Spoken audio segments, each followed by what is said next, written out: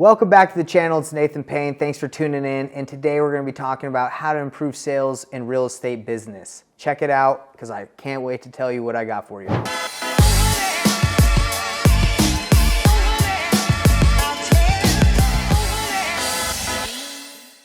Look, you're going to want to watch this video because if you have a business and you want to make more money, what I'm going to tell you is going to help you 10x your sales and how much money you're making just from a couple tips that I'm going to share with you. Stay tuned. You're also going to learn why sales are necessary in real estate, how doing one daily activity can change everything in your business, how changing into the consultant instead of the salesman or the sales rep can help you multiply and 10x your business, and why accountability is necessary for you to succeed in your business. Whether you have a wholesaling business, rental business, a fix and flip business, whatever it has to do in the real estate industry, improving on your sales is literally the lifeblood of your business flourishing and being better. If you aren't good at the sales process, it doesn't matter what exit strategy you're using to taking over these properties, whether you're flipping them, wholesaling them, keeping them, it doesn't matter. If you're not good at talking to sellers and generating deals, generating leads,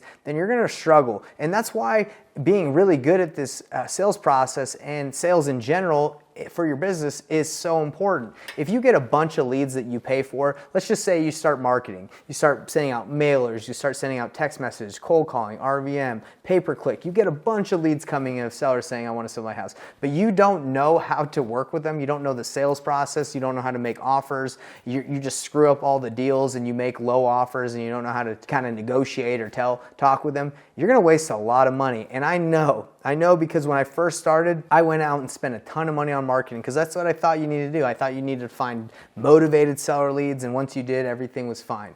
That's not the case. When I first started, I spent $10,000 on mailers. I pulled a list, mailed it out in Salt Lake City, Utah, had about 30 people call me from spending $10,000 on mailers, and I blew it. I didn't get a single deal, and that can be super stressful. That can be discouraging when you're brand new, and it's because my sales process was weak. I didn't know what I was doing. And if you're going to run a business, you can't afford to pay for that marketing. You can't afford to give it to sales reps that stink and that are going to blow all the deals and blow your money. You're going to be out of business in seconds. So again, improving and mastering the sales process in your business is key. So what we're talking about today is business, your business succeeding in sales, not just you, because if you're by yourself, then yes, you need to be good. But if you're gonna have a business, your business needs to be the best at it. What's the one daily activity that's really the game changer? With all the things you can do in real estate, there's so many different activities you can do. Like, what's the one thing? All right, so let's kind of list the things you can do, the KPIs, the key performance indicators that are necessary to get a deal, and let's define it. Let's just track one thing that's going to make the big difference. Calling. You can call people, but is that really going to make the difference? Well, it doesn't really matter if you call 1,000 people and one person answers. So calling isn't really the one thing that's going to change the game. Is it conversations? How many conversations you have? Well, that's super important. Is it how many buyers you talk to that you can sell your deals to? Is it how many deals you analyze? Let's say you analyze 1,000 deals. Is that going to help you get more deals? Well, I mean, if you don't talk to someone and make an offer, it doesn't matter. So what's the one thing that's going to get you making money, right? Getting your business to the next level. And this thing is called offers. Okay, it's making an offer. If you never make an offer to a seller, if you call them all the time, if you have good conversations, that's not getting you closer to getting a deal done. If you analyze their deals, if you have buyers, that's not getting you anywhere. The offer is what's going to get you paid. It's going to move the transaction forward. So here is the one thing you need to do daily that's going to change the game. You need to make at least 5 offers a day, okay? If you can't make 5 offers a day, make 3. If you can't do 3, make 1. You just got to at least make 1 a day, and that will help you get closer. That's how real estate is. If you want to buy something, you got to make someone an offer. And that's how it is in anything. If you want to buy anything, you got to make an offer to someone. That's why when you talk to sellers, they always say, what's your offer? Just give me your offer. That's all they want from you. That's the juice. So if your business is able to produce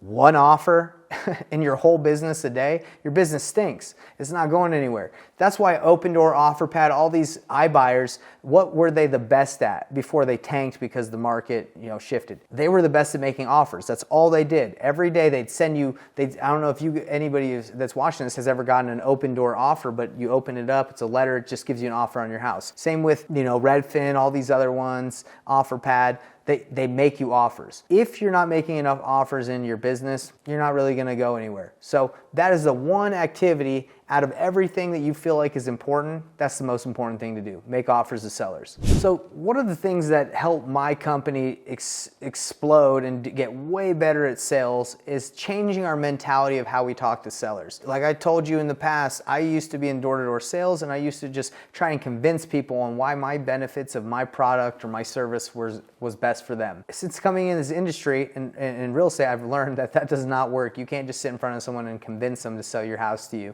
at a discount. It just doesn't work. So what has changed for me and in my business, and what will change for you and your business, is if the sales team turns from trying to convince people to trying to consult people, trying to figure out what their problem is, what's going on and how you can help them, what options they've explored. If you're able to do that with sellers, it's going to be a game changer. Another thing that's going to really help your business explode and 10x the amount of deals you do and the amount of money you make is holding your team accountable. If there's no accountability in place, then your sales reps are going to go from making 10 calls a day to making 1 if you don't hold them accountable. Because if you're paying them, let's say you're paying them a salary and you're paying them despite their output or what they bring in, they're eventually just going to slack off. Okay, so holding people accountable is huge. So something that helped me a ton in my business was holding daily accountability meetings, or we call them daily huddles. I mean, you can call them whatever you want, but basically what you do is in the morning before the day starts is you role play, you catch up, and you review the previous day's numbers. You review the KPIs. So what it would look like is if the KPIs or for the amount of conversations is 20 conversations a day and 50 calls, for example. It's higher than that. But if you go and sit down with your sales rep in the daily huddle and you say, hey, Sean, it looks like you made 1 call yesterday and it looks like you had 0 conversations. What the heck happened? Then you hear their excuses or whatever. I mean, there's really no excuse if your job is to make, a certain amount of calls and conversations, but you can, everyone has them. Everyone has excuses, but you would have that accountability. Now, let's say Sean, for example, never stayed at that number of calls and conversations, but you never checked in. You didn't check in daily. Maybe you checked in every month. Then you're not going to be able to fix that problem. And that's why accountability is so important with sales and your business, because if you don't hold your people accountable, they're going to slack off. That's just what's going to happen. Okay, that just happens for everything. Accountability measuring is the key to succeed and to improve. If it's not measured, it can't be improved. Before I move on to the next points of the video, I want to ask you a favor. Can you please like, subscribe, and hit the bell icon? It would really help me out to get the algorithm going so we can get this content in front of more people.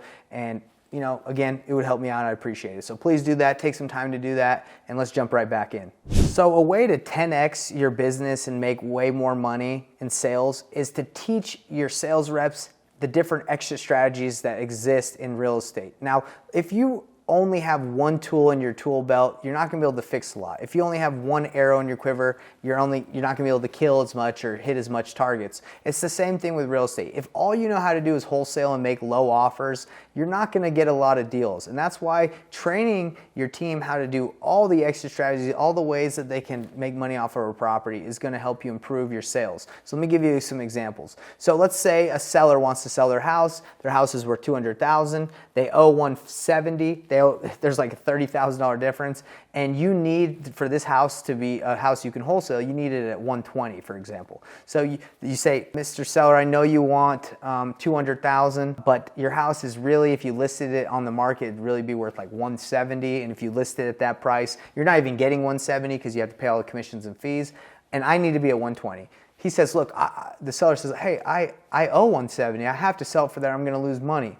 So you as a wholesaler, if that's the only way you know how to make money, you're going to lose out on that deal. But if you train your sales team how to work with deals like that, then they can make money on that. So what you would do to the seller is you'd say, hey, look, I know you're in a rough situation. What I can do for you is I can take over the payments of the property, and we can work out a creative finance deal where I can take over your payments. Maybe I can give you a little bit money up front. Maybe I can give you some money in the future, but I'm going to have to pay this house off over time. We'll get you out of it. You don't have to make the payments. You don't have to worry about anything. I got it covered. So that's called creative financing. And if your sales team doesn't know how to do that, then they're going to miss out on tons of deals. So you need to learn how to be able to do creative financing and teach your team that, especially with the way the market's going. There's going to be a lot of properties that are either underwater or that aren't worth as much as people bought them for over the last 2 years. Okay, so creative financing. Wholesaling is a tool. You need to learn how to be able to do fix and flips. Fix and flips are pretty simple. Instead of wholesaling, you just buy it and you flip it yourself.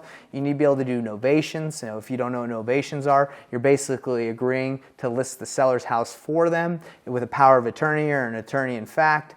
So there's so many different extra strategies to work with. So if you don't know how to do those things, your sales team is going to lose out on a lot of money. So if we're talking about in this video how to improve your sales and improve the sales in your business, teach your team how to do all the extra strategies. I have a great and free gift for you guys. So if you really enjoyed the content that I had here and you want to improve your business and the sales skills of your team, go to my mind map that I give out for absolutely free. Click on the link below and it's going to show you all the extra strategies that you can use so your business and the sales people in your organization can know exactly what options to present to sellers so you can make money.